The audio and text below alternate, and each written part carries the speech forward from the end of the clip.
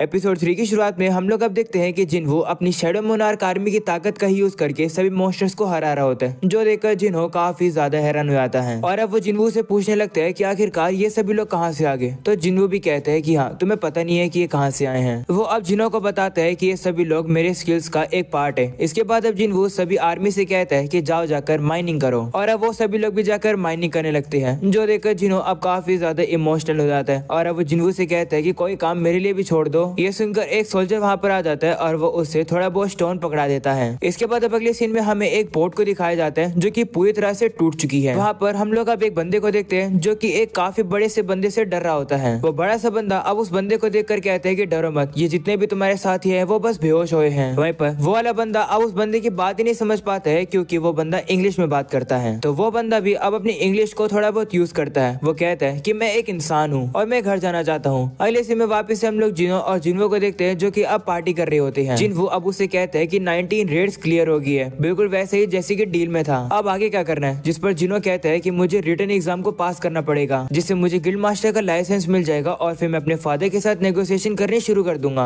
ये सुनकर जिन्हो अब उसे कहता है कि मेरे थोड़े बहुत प्लान्स हैं, मैं थोड़े समय के लिए तुमसे नहीं मिलूंगा। वहीं पर जिन्हो जो कि काफी ज्यादा ड्रिंक कर लेता है, वो अब जिन्हो से कहता है कि अगर तुम ये कहना चाहते हो कि मैं तुम्हारे लिए एक सरदर्दी हो तो तुम सीधा मुंह पर कह सकते हो। मैं आगे से आपको परेशान नहीं करूंगा। मेरा भी एक भाई है, लेकिन वो मुझसे 10 साल बड़ा है, पर मेरा ये भाई मुझे नहीं पसंद करता है, इसलिए हमारे बीच में कोई भाईचारा ही नहीं है। वहीं पर जो तुम हो, तुमने मेरी जान भी बचाई और तुमने मेरी कितनी मदद भी करी। काश तुम मेरे बड़े भाई होते। ये सुनकर जिन्हो अब खुश रहता है और अब वो उसको ड्रिंक सर्व करता है और कहता है कि अगर ऐसी बात है तो आज से मैं तुम्हारा एक बड़ा भाई हूँ। ये सुनने के बाद जिन्हो अब काफी ज्यादा इमोशनल हो जाता है और वो अब जिन्हो के साथ फिर से पार्टी करने लगता है, वो भी काफी खुश होकर। इसके बाद अब अगले सीन में हमें अब उसी बंदे को दिखाया जाता है जिसे कैप्चर करके रख लिया गया है। वहीं पर उसको जो पकड़ने वाले होते हैं वो आपस में बात कर रहे होते हैं कि आखिरकार ये बंदा कहाँ से है। जिस पर दूसरा बंदा कहता है कि ये बंदा कह रहा था कि ये एक फॉरेन का हंटर है और ये 10 साल से किसी गेट के अंदर ट्रैप था और अब उसे एक एग्जिट गेट मिल चुका है जो कि सीधा उसे अमेरिका में ले आया है। और क्योंकि ये हंटर इंग्लिश में बात नहीं करता है, हम लोग एक इंटरप्रेटर का वेट कर रहे हैं। ये बंदा ह्यूमनॉइड मैजिक बीस्ट भी हो सकता है, इसलिए हमने मदद के लिए एक एस रैंक के हंटर को बुला लिया है जो कि इंटरप्रेटर का काम करेगा। और वो हंटर और कोई नहीं बल्कि हुआंग दोंगसू होता है, जो कि अब प्लेन से वापस अमेरिका में आ रहा है। इसके बाद वो लोग आपस में बात कर रहे होते हैं कि आखिर इस बंदे का नाम क्या है। इस पर दूसरा बंदा कहता है कि इस बंदे का नाम हुआंग संग है। अगले सीन में अब सुबह होती है और अब जिन्हो अब जिना से कहते हैं कि मैं एक हफ्ते तक नहीं आऊंगा। जिस पर अब जिना भी कहती है कि तुम तो काफी बिजी रहने लगे हो, आखिर तुम किसके साथ जाने वाले हो। जिस पर जिन्हो कहते हैं कि मैंने कहा तो था कि मैं एक दोस्त के साथ जा रहा हूँ। इस पर जिना कहती है कि मुझे भी अपने दोस्त से मिलवाओ। इसके बाद अब अगले सीन में हमें दिखाया जाता है कि जिन्हो अब उसी कैसल में आ चुका है। जिन्हो अब याद करते हैं कि जब वो यहाँ पर पहले लड़ा था तब उस टाइम उसका लेवल 20 था, पर पिछली बार से अब जिन्हो का 3 गुना लेवल बढ़ चुका है। तो जिन्हो को लग रहा होता है कि आज उसकी फाइट इजी रहने वाली है। इसके बाद वो चाबी का यूज करके कैसल के गेट को खोल लेता है। जिन्हो अब जैसे अंदर आता है उसके सामने एक क्वेस्ट का सिंबल पॉपअप हो जाता है। उस क्वेस्ट में लिखा होता है कि इस कैसल में डीमंस रोम कर रहे हैं, यानी कि घूम रहे हैं, तो मैं उन्हीं की सोल्स को इकट्ठा करना है।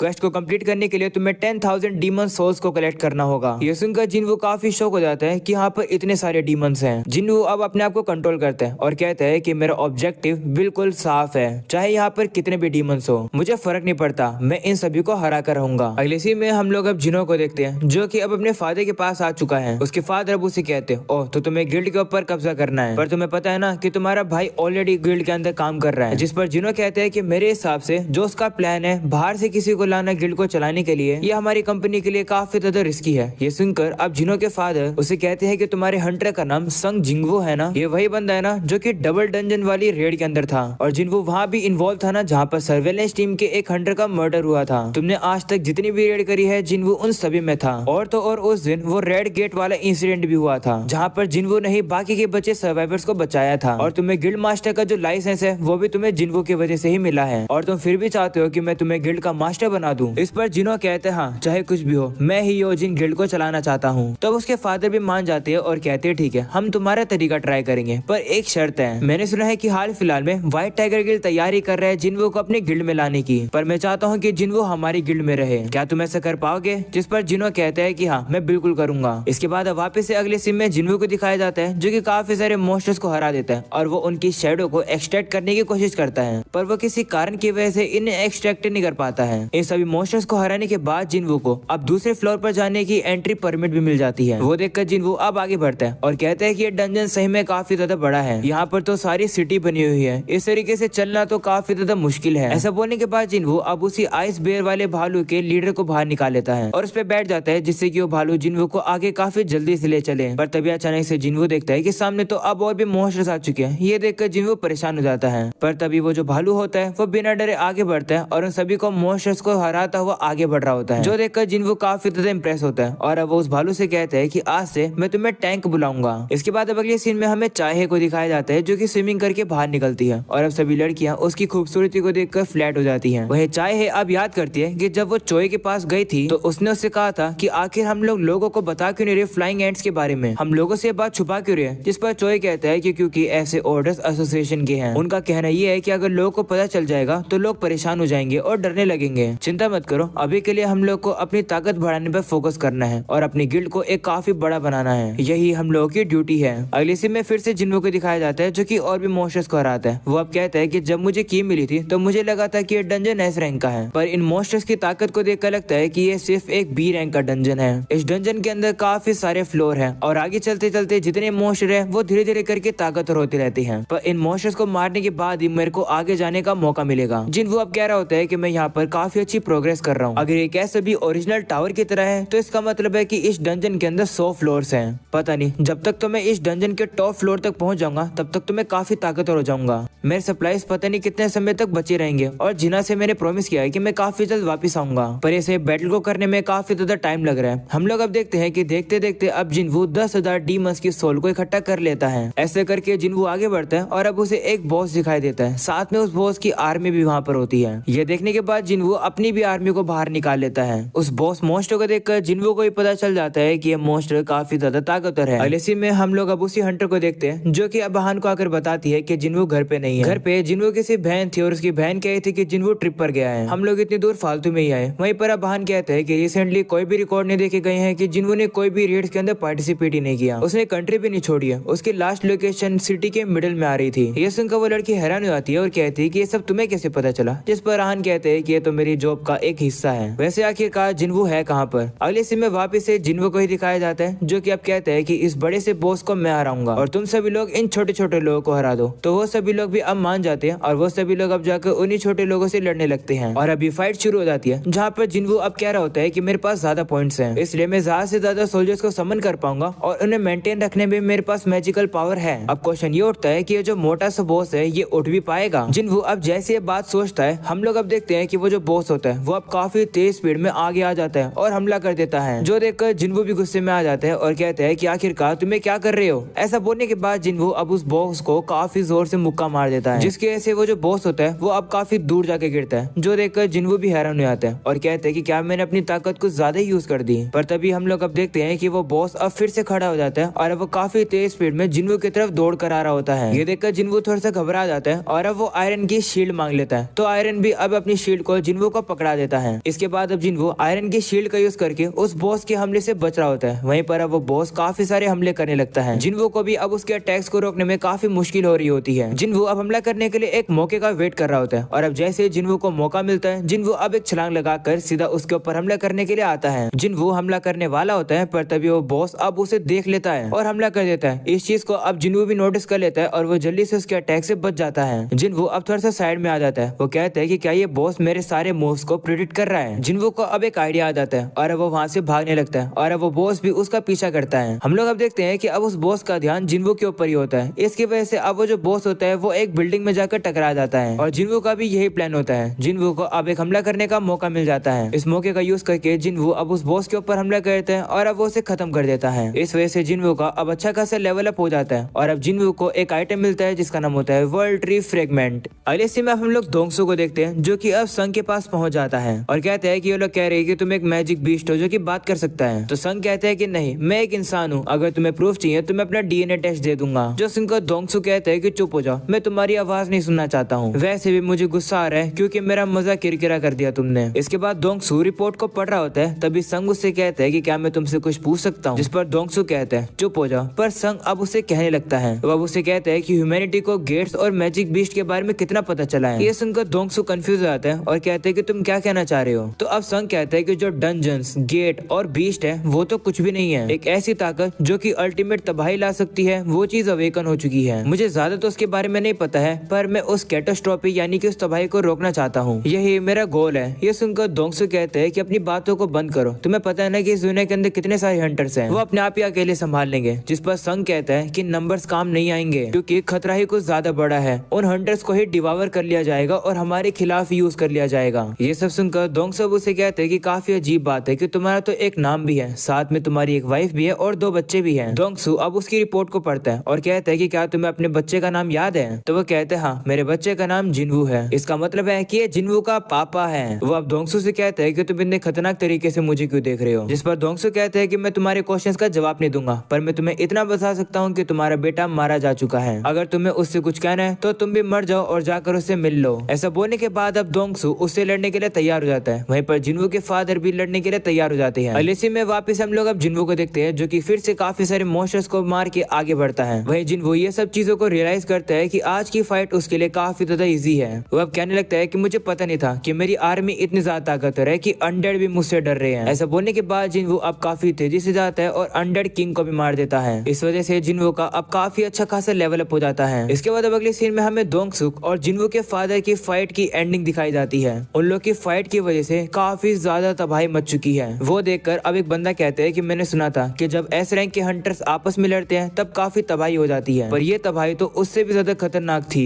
वो बंदा इतना ज्यादा ताकतवर था कि दोंगसुक काफी जल्दी हार गया। अगले सीन में वापस से जिनवू को दिखाया जाता है। वो कहते हैं कि अब मेरा खाना खत्म हो चुका है, इसका मतलब है कि अब मुझे आगे नहीं जाना चाहिए। इस समय पर मैं 75th फ्लोर पर हूँ, इसका मतलब 25 फ्लोर और रहते हैं। अभी मुझे आगे और भी चलना है, पर कोई नहीं, आज मुझे जितना फायदा हुआ वो काफी काम का था। मुझे उस मोटे से बॉस को हराने के बाद एक इयररिंग मिला और उस स्केलेटन से मुझे ये नेकलेस मिला। ये भी काफी ज्यादा कमाल के है। मेरा स्टेटस मुझे बता रहा है कि एक और बॉस लेवल 20 रहता है। जिनवू अब कहते हैं कि मुझे एक स्पीयर भी मिला है, पर मुझे लगता है कि ये कोई मेरे काम का है, इसलिए मैं अपने मैजिक सोल्जर्स को इन्हें दे दूंगा, जिससे कि इससे उनकी फायर पावर बढ़ जाएगी। और फाइनली मैं चूज कर पाया कर्स रैंडम लूट बॉक्स को, जो कि मुझे क्वेस्ट के रिवॉर्ड में मिली है। जिनवू अब उस बॉक्स को ओपन करते हैं और अब उसे वहाँ पर एक चाबी मिलती है, जिसके बारे में कोई भी डिटेल नहीं होती है, यानी कि इस चाबी को कहाँ और कब यूज करना है इसके बारे में कुछ भी नहीं पता है। वो देखकर जिनवू अब कहते हैं कि वैसे भी मैं इस चाबी के लिए यहाँ पर नहीं आया हूँ। 50th फ्लोर पर मुझे वर्ल्ड ट्री फ्रेगमेंट मिला, 75th फ्लोर पर मुझे स्प्रिंग वाटर मिला। इसका मतलब एलिक्सर ऑफ लाइफ को बनाने में जो 3 इंग्रेडिएंट चाहिए उसमें से 2 इंग्रेडिएंट तो पूरे हो गए हैं। अब सिर्फ एक ही इंग्रेडिएंट चाहिए, जिसके बाद मेरी मॉम ठीक हो जाएगी। अगली बार जब मैं यहाँ पर आऊंगा तो मैं इसे कंप्लीट करके रहूंगा। ऐसा बोलने के बाद जिनवू अब यहाँ से चला जाता है और अब यहीं पर हो जाता है ये एपिसोड खत्म। पसंद आया हो तो लाइक कर देना, चैनल पर नए हो तो सब्सक्राइब कर देना। मिलते हैं नेक्स्ट एपिसोड में, तब तक के लिए बाय बाय।